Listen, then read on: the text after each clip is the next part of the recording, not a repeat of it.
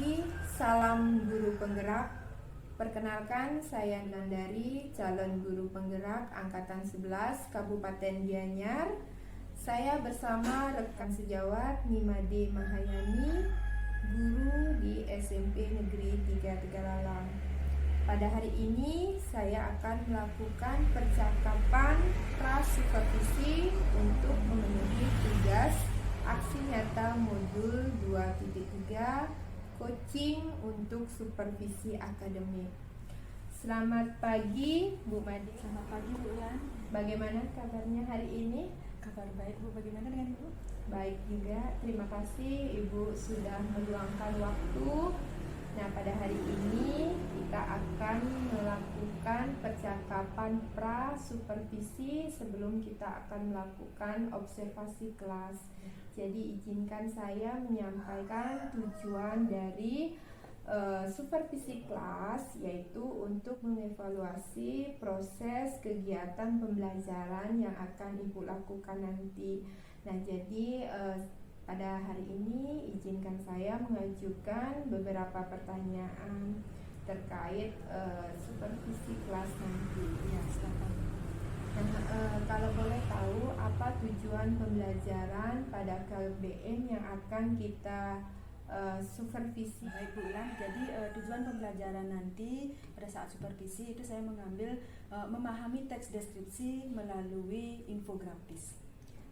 Baik, jadi tujuan pembelajaran Ibu nanti yaitu memahami teks deskripsi melalui infografis. Nah, bagaimana dengan area pengembangan yang akan Ibu ingin capai nanti? Baik Bu Ulan, jadi area pengembangan yang ingin saya capai nanti, saya menginginkan peserta didik itu antusias dan semangat mengikuti pelajaran yang saya berikan nanti. Nah, karena di bahasa Indonesia itu kan pelajarannya banyak bacaan seperti itu Bu ya. Biasanya siswa-siswa itu kan bosan gitu ya. Nah, nanti pada saat supervisi saya mengharapkan mereka itu menunjukkan perilaku yang menunjukkan bahwa mereka itu berminat untuk mengikuti pelajaran saya. Begitu. Baik, jadi Ibu ingin nanti area pengembangannya siswa lebih terlibat aktif, Iya. ataupun menunjukkan minat terhadap pembelajaran Iya, yang betul akan sekali. Ibu lakukan. Baik, pertanyaan selanjutnya, bagaimana rancangan pembelajaran yang akan Ibu lakukan nanti, termasuk dari segi strategi, metode, kemudian media yang akan Ibu gunakan nanti? Baik, jadi kan tadi saya sudah sampaikan bahwa saya itu tujuan pembelajarannya kan untuk memahami teks deskripsi melalui infografis. Nah, jadi saya mencoba akan menerapkan model pembelajaran berdiferensiasi, ya, karena seperti kita ketahui kan sebelum-sebelumnya itu banyak sekali permasalahan di kelas, kurangnya minat siswa untuk mengikuti pelajaran. Nah, jadi dari situ saya belajar bahwa setiap peserta didik itu memiliki kemampuan, minat, dan bakat yang berbeda. Makanya sekarang saya ingin menerapkan pembelajaran berdiferensiasi. Sebelumnya saya akan mengadakan tes diagnostik itu untuk mengetahui tingkat kemampuan awal, minat, dan bakat siswa supaya bisa saya menerapkan gaya belajar yang tepat atau kebutuhan belajar yang tepat untuk siswa. Nah, jadi selain itu saya juga akan menggunakan media yang lebih condong ke teknologi, karena anak-anak zaman sekarang kan lebih paham dengan teknologi ya. Jadi supaya pembelajaran lebih menarik, saya akan menggunakan lebih banyak teknologi seperti saat evaluasi itu menggunakan Google Form, kemudian saat refleksi menggunakan Mentimeter, kemudian untuk materi dan contoh-contoh itu saya ambilkan dari video-video pembelajaran seperti itu. Nah, jadi selain itu saya juga menyelipkan ice breaking gitu ya, supaya bisa meningkatkan semangat dan fokus siswa seperti itu. Baik, luar biasa sekali Bu Maha. Jadi Ibu sudah menyiapkan dengan baik perencanaan termasuk modul ajar. Kemudian Ibu juga sudah menyampaikan bagaimana strategi yang akan Ibu lakukan nanti di kelas, termasuk mengintegrasikan dengan pembelajaran berdiferensiasi dan pembelajaran sosial emosionalnya dengan ice breaking. Iya. Jadi Ibu sudah menyiapkan semua itu. Mudah-mudahan nanti Ibu pas supervisi bisa melakukan dengan sangat baik. Iya. Dari apa yang Ibu sampaikan, termasuk juga sudah menyampaikan media dan melakukan refleksi penilaian juga dengan menggunakan Mentimeter dan Iya. sebagainya, jadi lebih banyak ke Teknologi. teknologinya. Baik, dari apa yang Ibu sampaikan sungguh luar biasa sekali percakapan kita tadi. Nah, kira-kira kapan kita akan melakukan supervisi kelas? Baik, sesuai dengan jadwal ya Bu ya. Mm-mm. Jadi kita bisa melakukan supervisi di kelas 9D itu hari Rabu jam kedua dan ketiga. Baik, kita nanti akan melakukan supervisinya di kelas 9D hari Rabu jam 2 dan 3. Nah, jadi sebelum kita akhiri apa yang kita bicarakan, perbincangkan hari ini, kira-kira apa manfaatnya? Baik Bu Ulan, menurut saya banyak sekali manfaat yang saya dapatkan. Yang pertama itu saya jadi mengetahui apa saja area pengembangan pada saat supervisi. Nah, kemudian saya juga bisa mengetahui apa solusi dari permasalahan yang sering saya hadapi di kelas. Baik, terima kasih atas partisipasi Ibu dalam percakapan hari ini. Mudah-mudahan kita bisa melakukan supervisi kelas bersama. Kita akan berjumpa lagi pada hari Rabu. Iya, hari Rabu. Ya. Untuk waktu yang sudah Ibu luangkan hari ini, saya ucapkan terima kasih. Saya akhiri dengan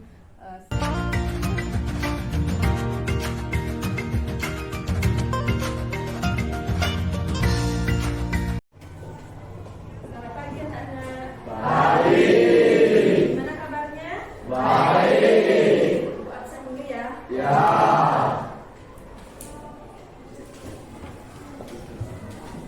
Dulu ya Mulana. Sakit. Ya udah Surya Putra. Ada Fajar Langit. Ada Ana. Ada Ayu Wiswata Tiwi. Hidup Priani Mala. Ibu Bella Wisnyani. Hadir. Saya Karisa. Hadir. Ade Komarus Tianggara. Hadir. Ibu Eka Aditya. Saya Walena. Hadir. Rizka Aulia. Hadir. Jadi ada 3 orang yang tidak hadir ya. Nah, sebelum kita mulai pelajaran, silakan Bapak beri doa dulu.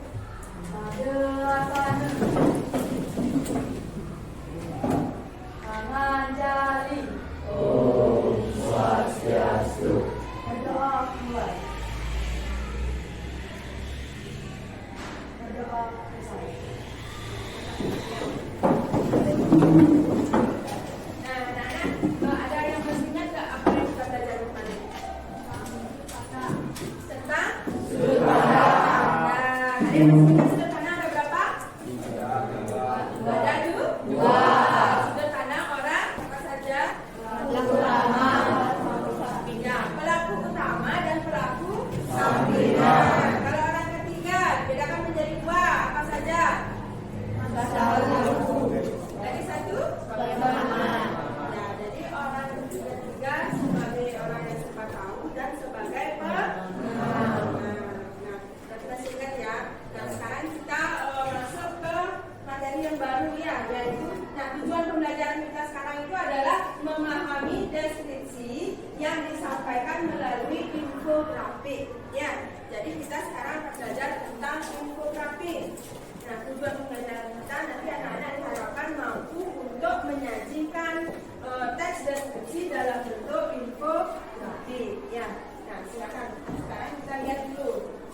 Sudah punya tentang infografik ya. disampaikan melalui infografik. Seperti biasa, sebelum memahami materi dan melanjutkan tugasnya, jangan lupa like dan komen ya.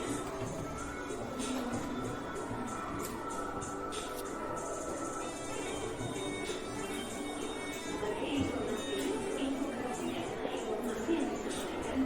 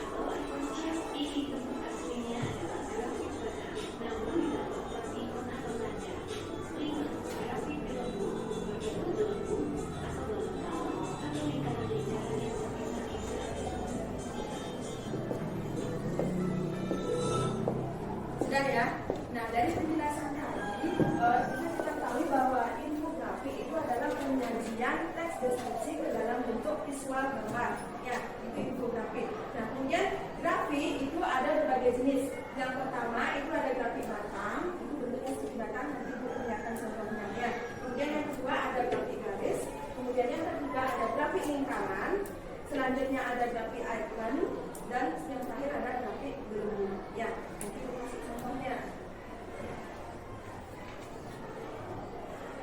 Yang pertama itu adalah grafik batang.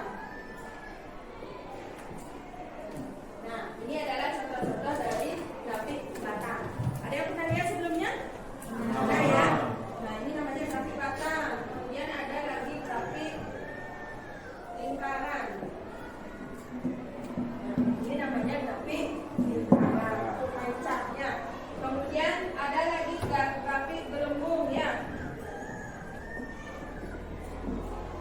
Nah, ini grafik gelembung namanya, seperti gelembung-gelembung air. Ya, paham ya? Nah, kemudian kita lagi cari grafik garis. Ini contoh grafik garisnya. Jadi nanti titik-titiknya itu dihubungkan dengan garis. Oke. Nah, selanjutnya itu ada grafik icon. Nah, jadi grafik icon ini hampir sama dengan grafik batang, tapi dia dilengkapi dengan icon-iconnya ya, sama seperti ini ya. Ini ada iconnya di kanannya ya, untuk memperjelas ya. Nah, ini sama tampilannya seperti grafik batang, tapi tidak ada icon di atasnya ya. Nah, itu adalah jenis-jenis grafik yang bisa digunakan untuk menyajikan teks deskripsi. Nah, selain yang ditampilkan di slide, ada juga ya, bisa juga infografik itu berupa apa namanya, tabel ya. Kemudian ada juga yang berupa bahkan seperti membuat silsilah keluarga ya.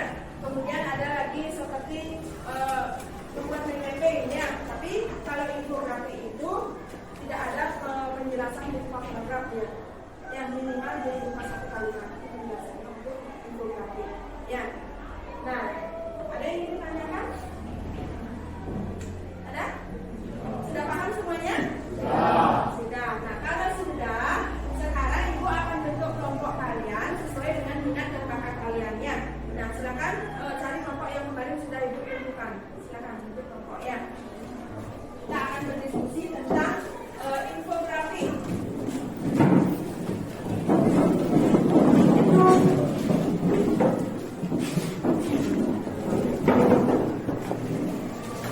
Sudah ya?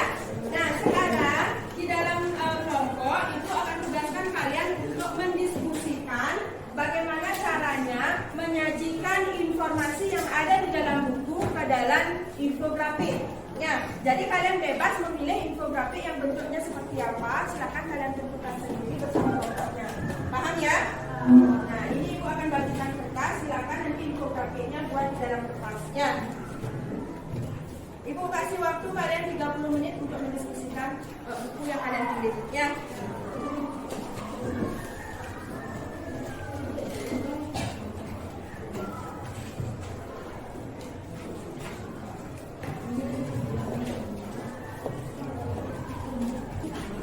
Sesuaikan dengan buku yang kalian pilih.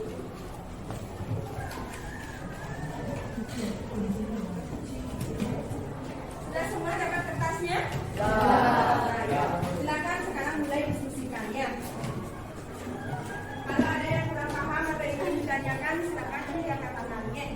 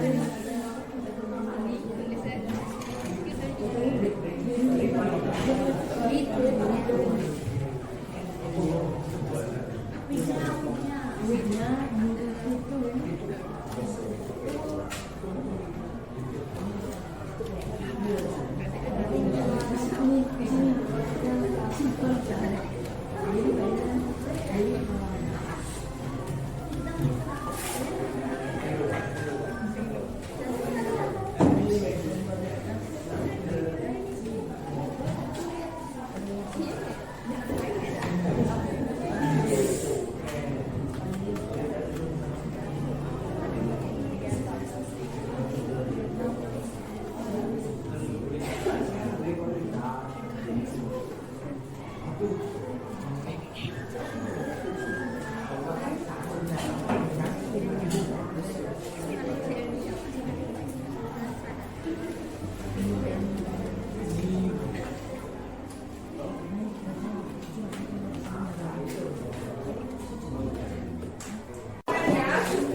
tadi lihat pekerjaannya sudah selesai, dan sekarang kita masuk semangat ke belajarnya. Kita disuruh dulu ya. Kita berdiri semua ya. Biar bosan ya. Coba ke depannya.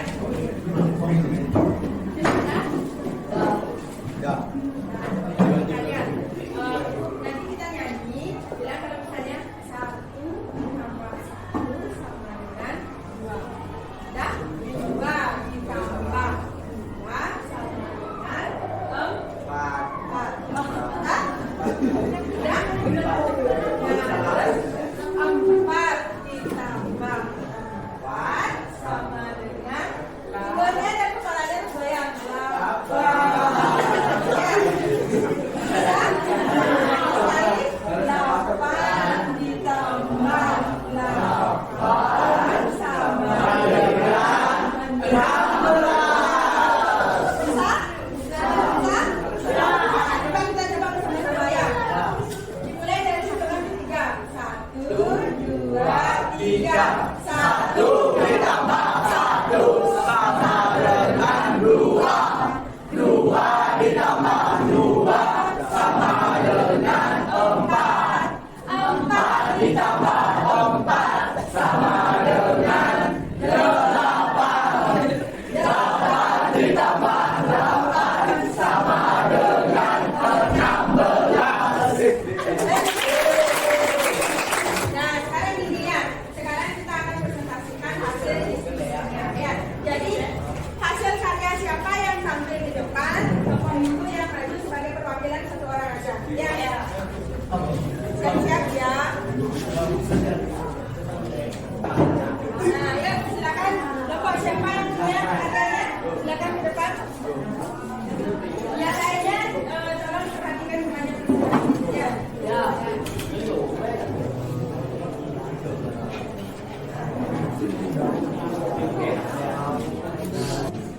Om Swastiastu. Terima kasih atas kesempatan yang sudah diberikan. Di kesempatan kali ini, saya sebagai perwakilan kelompok akan mempresentasikan tugas tentang infografi. Nah, di sini kami membuat infografik dari buku yang berjudul dengan konsep mutu. Sesuai dengan diskusi kelompok kami tadi, kami menyajikan infografik berupa infografik gembung.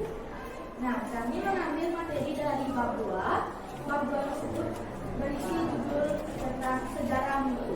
Sejarah mutu tersebut dibagi menjadi 5 bagian, yaitu yang pertama adalah era Orde Baru, yang kedua adalah era industri, yang ketiga adalah statika quality, yang keempat adalah quality assurance, yang kelima adalah static quality management. Nah, tadi saja dari diskusi kelompok kami tadi. Sekian, saya akan langsung saya dengan sambutan Om Santi Santi. Om Santi Santi Santi Om.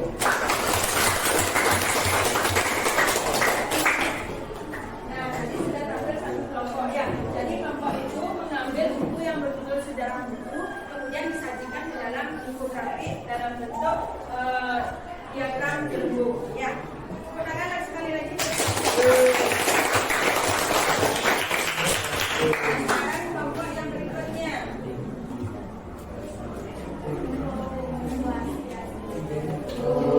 Swastiastu. Halo teman-teman semuanya. Hai. Saya perwakilan dari kelompok 4 akan mempresentasikan tugas yang grafik yang kami pilih yaitu grafik gelombang. Dan gelembung. Dan judul buku yang kami pilih yaitu penyu. Pertama ada pengertian. Penyu adalah binatang reptilia bercakap. Penyu biasanya hidup di daerah hangat. Jenis-jenis penyu. Yang pertama ada penyu hijau, kedua penyu sisik, ketiga penyu belimbing, keempat penyu abu-abu, dan kelima penyu pipih. Tempat penangkapan penyu. Pertama ada Pulau Pramuka, kedua ada Tanjung Batu Benua, ketiga ada Pantai Sukamade, dan keempat ada Pantai Jamur Sari. Itu presentasi dari saya dan saya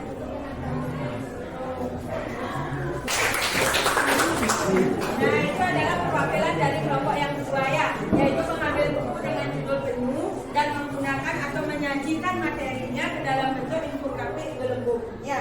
Nah, sekarang kelompok yang berikutnya. Siap-siap ya. Iya.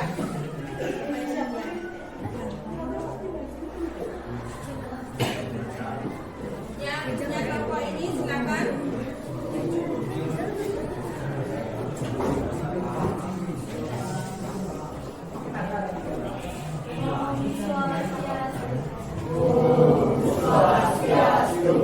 Terima kasih atas kesempatan yang diberikan kepada kami.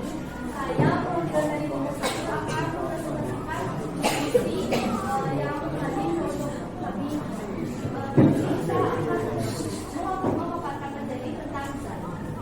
Jadi zat bisa dibagi menjadi 5, yaitu zat padat, zat cair, zat kimia, zat campuran, dan zat gas. Contoh dari zat padat adalah kedua zat cair, bentuknya adalah air. Yang ketiga campuran dari kopi dan air.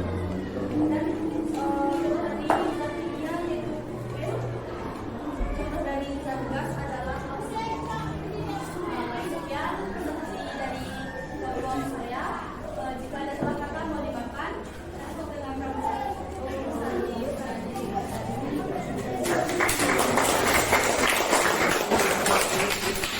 Ini adalah hasil karya dari kelompok 3 ya, yaitu mengambil materi dari zat, kemudian disajikan dalam infografik gelembung. Itu adalah presentasi kalian tadi.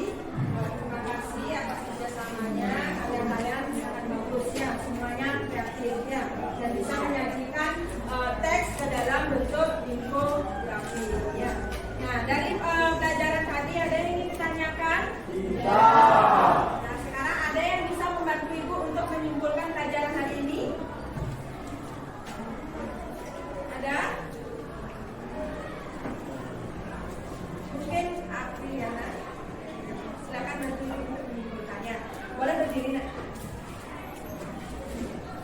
infografik adalah informasi dalam bentuk kata,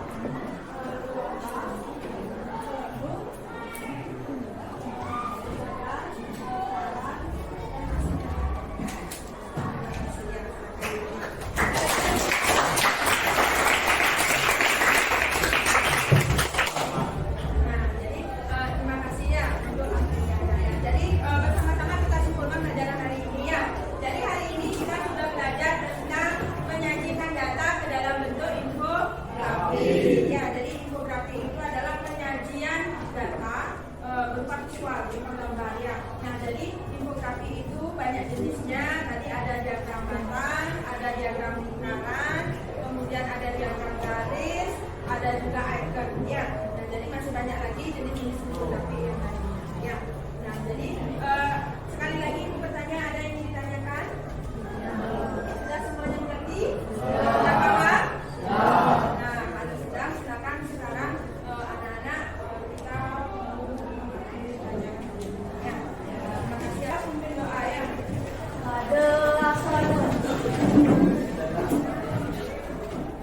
Berdoa mulai.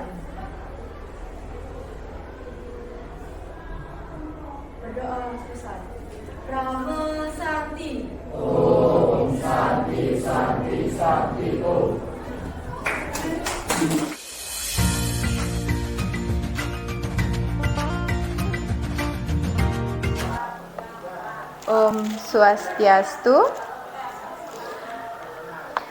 Baik, selamat pagi. Perkenalkan, saya Niwayan Ulandari, calon guru penggerak Angkatan 11 Kabupaten Gianyar. Pada kesempatan ini, saya hadir kembali bersama rekan saya, Nimade Mahayani, guru bidang studi Bahasa Indonesia di SMP Negeri 3 Tegalala. Nah, pada hari ini kami akan melanjutkan pelaksanaan supervisi akademik pada tahapan pasca observasi. Selamat pagi, Bu Made. Selamat pagi Bu Ulan. Bagaimana kabarnya hari ini? Kabar baik Bu. Ibu bagaimana? Baik, terima kasih sudah meluangkan waktu. Pada hari ini kita akan melakukan wawancara terkait dengan kegiatan supervisi kelas yang sudah kita lakukan. Nah, pada kesempatan ini saya kembali berbincang tentang bagaimana pelaksanaan supervisi kelas. Jadi adapun tujuannya yaitu kita akan merefleksi kegiatan supervisi kelas yang sudah Ibu laksanakan. Jadi Bu Maiha, izinkan saya mengajukan beberapa pertanyaan. Bagaimana perasaan Ibu melakukan kegiatan observasi kelas? Baik Bu, izin menjawab ya. Jadi selama observasi kelas yang sudah kita laksanakan sebelumnya, saya merasa senang, merasa lega dan sangat semangat karena dari observasi yang dilaksanakan saya sudah bisa menerapkan apa yang sudah saya tuangkan di dalam rencana pembelajaran. Jadi saya merasa senang, puas, dan sangat lega bisa menjalankan proses pembelajaran yang sesuai dengan apa yang saya rancang sebelumnya. Baik Bu Maha, kemarin Ibu juga sudah melaksanakan observasi kelas dan sudah berjalan sangat lancar. Nah, jadi bisa Ibu ceritakan kembali apa area pengembangan dari kompetensi yang sudah Ibu laksanakan di kelas? Baik Bu, jadi seperti yang saya sampaikan di pra-observasi ya. Jadi area pengembangan yang ingin saya capai itu kan siswa, keterlibatan siswa di dalam pembelajaran itu. Jadi area pengembangan yang sudah saya capai ketika sudah dilakukan observasi itu siswa sudah terlihat mulai aktif dalam proses pembelajaran. Kemudian keterlibatan siswa di dalam diskusi kelompok juga sudah terlihat lebih bagus daripada sebelumnya. Nah, luar biasa sekali. Jadi dalam pelaksanaan observasi kelas yang sudah Ibu lakukan kemarin, dari beberapa tahapan, dari mulai persiapan, ingin menanyakan pertanyaan lebih lanjut. Itu tujuan pembelajaran yang sudah Ibu lakukan pada observasi kelas kemarin? Baik, jadi kalau tujuan pembelajaran yang kemarin saya lakukan itu kan bagaimana siswa bisa memahami teks deskripsi dalam bentuk infografis kan seperti itu. Nah, jadi di dalam proses pembelajaran itu sudah tercapai walaupun ya tadi kan area pengembangannya keaktifan siswa terlibat dalam proses pembelajaran. Nah, walaupun masih ada 1-2 orang siswa yang kelihatan masih ada yang kurang aktif mungkin karena ada permasalahan atau apa. Nah, tapi perubahan yang saya dapatkan dari sebelum-sebelumnya itu sudah mengalami peningkatan yang signifikan. Karena sebelum-sebelumnya siswa yang aktif itu masih sedikit. Nah, sedangkan sekarang itu sudah meningkat, walaupun masih ada 1-2 orang. Jadi tujuan pembelajarannya sudah tercapai. Jadi dengan kata lain, area pengembangan yang Ibu sampaikan kemarin itu sudah bisa terlaksana dengan sangat baik. Dilihat dari bagaimana keaktifan peserta didik dalam kegiatan pembelajaran di kelas. Nah, baik Bu, saya ingin bertanya lebih lanjut terkait dengan apa Ibu sudah puas dengan proses pembelajaran yang sudah Ibu laksanakan kemarin. Baik Bu, jadi kalau ditanya masalah puas dan tidak puas ya, melihat perkembangan yang sebelumnya banyak siswa yang tidak aktif, tidak mau terlibat di dalam diskusi kelompok. Dan sekarang pada saat observasi itu sudah menunjukkan peningkatan yang signifikan. Tentu saya sebagai seorang guru merasa puas karena sudah bisa mengarahkan siswa untuk lebih aktif dan terlibat aktif di dalam diskusi kelompok. Nah, walaupun masih ada 1-2 orang itu. Nah, mungkin itu nanti yang akan menjadi PR saya untuk selanjutnya. Baik, apa respon Ibu tadi terkait dengan puas tidaknya pelaksanaan observasi kelas kemarin. Jadi Ibu sudah merasa lega bisa melakukan kegiatan observasi, yaitu dari keaktifan siswa yang mulai meningkat dari kondisi-kondisi sebelumnya. Jadi ada hal positif yang Ibu rasakan terkait dengan pelaksanaan observasi kelas yang kita lakukan. Baik Bu, jadi hal positifnya itu ternyata pembelajaran yang menyenangkan itu diselingi dengan ice breaking. Jadi itu hal positif yang saya rasakan pada saat observasi. Karena sebelum-sebelumnya itu kan pengetahuan saya tentang itu masih kurang. Jadi pada saat observasi itu saya akan menggunakan ice breaking. Jadi disitulah semangat siswa untuk mengikuti pelajaran. Nah, kemudian dari awal pembelajaran itu juga saya sudah memberikan pertanyaan pemantik seperti itu. Jadi itu mampu mengarahkan pikiran siswa ke fokus untuk materi yang akan kita berikan. Tidak tahu itu Bu, pertanyaan pemantik itu apa seperti itu ya. Jadi saat observasi saya menerapkan pertanyaan pemantik seperti itu. Baik, setelah saya cermati apa yang Ibu sampaikan, jadi minat belajar siswa, keaktifan siswa dalam pembelajaran itu bisa meningkat itu terkait dengan strategi yang Ibu lakukan. Salah satunya yaitu dengan memberikan ice breaking, memberikan pemahaman terkait dengan memberikan pertanyaan pemantik di awal pembelajaran. Jadi itu bisa meningkatkan keterlibatan siswa, merangsang siswa agar bisa mengarahkan pemikiran mereka dalam pembelajaran yang akan mereka lakukan pada pembelajaran itu. Jadi bagus sekali, luar biasa apa yang Ibu sampaikan.